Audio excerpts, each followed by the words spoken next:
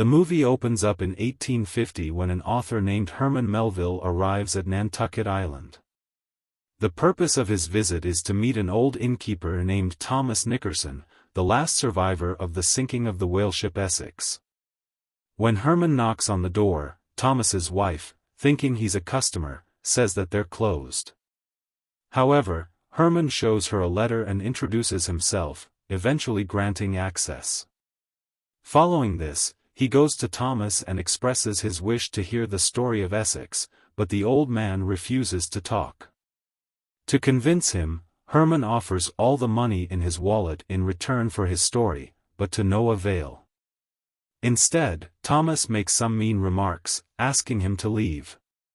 Feeling humiliated, the author tries to leave, but Thomas's wife stops him. She apologizes on behalf of her husband and requests him to wait for a while. She then goes to talk to her husband and reminds him of how they're struggling financially. At last, Thomas agrees to the request of his wife. He tells Herman that he'll share the story for as long as he can bear it. Following this, the movie takes us back to 1820, the time when whale hunting was prevalent. People used to hunt down whales and extract their oil. The oil was so rare that people would trade as well as gamble for it.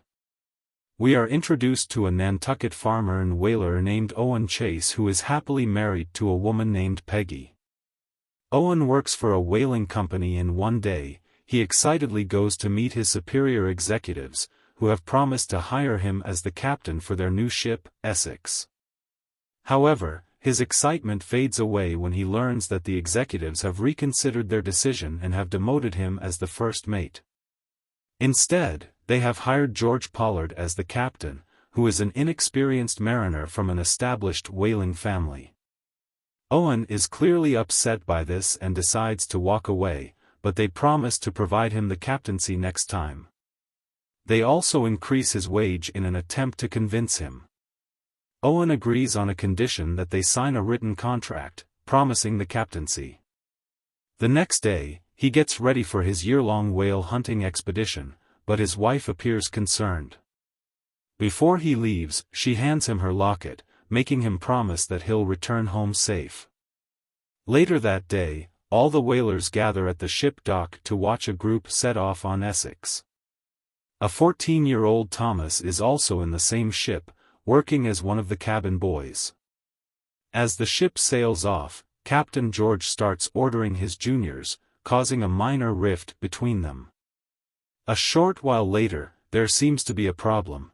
The ship's sail becomes stuck, causing it to start losing its balance. Seeing this, Owen takes the matter into his own hands and professionally climbs up a mast to unfurl the sail. George, who is inexperienced, feels a twitch of envy upon witnessing his skill. As a result, he takes his revenge on the dining table that night. George makes some mean remarks about Owen and his father, which infuriates the latter.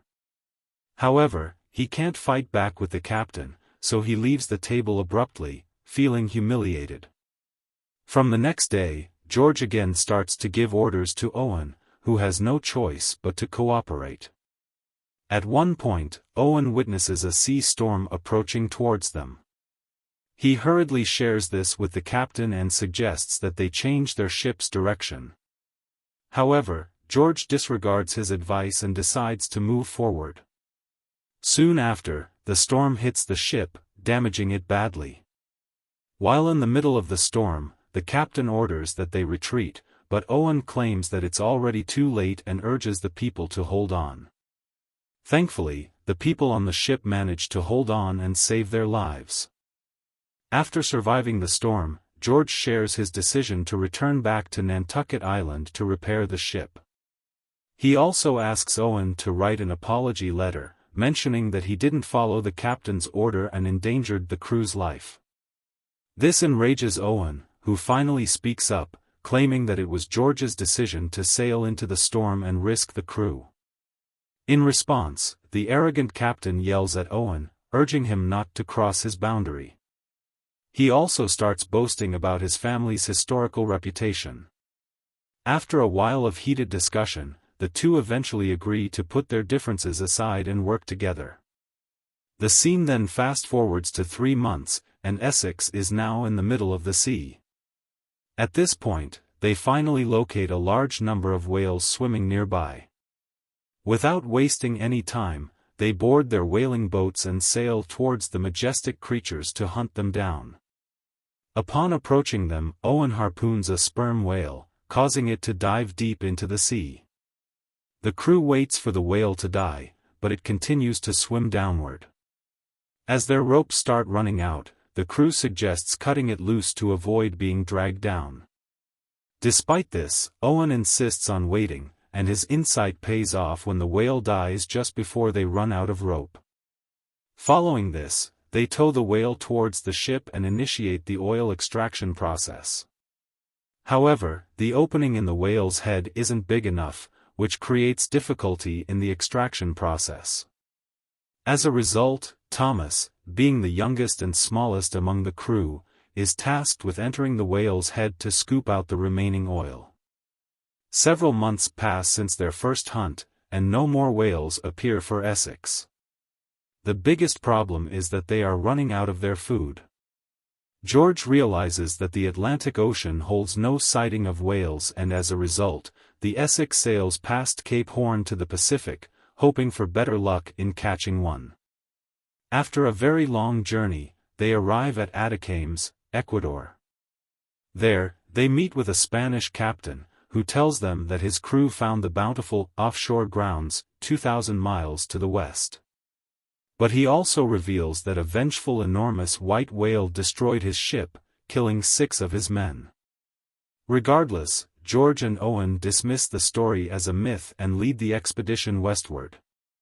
Exactly 14 months pass when they arrive at offshore ground, situated in the heart of the sea. Just as the Spanish captain said, the Essex crew finds a pod of whales. The crew is very happy and excited, thinking that they can extract as much oil as they need and return home.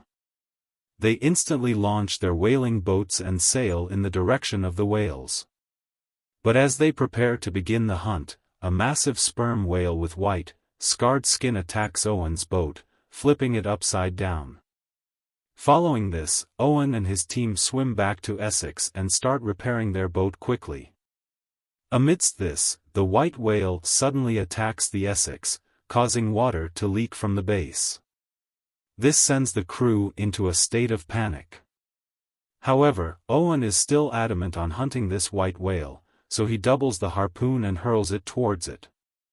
The harpoon hits the target right on the point and the whale starts swimming down. Soon after, the rope, which is tied to the mast, runs out, due to which the entire ship begins to collapse. As a consequence, the harpoons penetrating the whale's body also come off, freeing it again.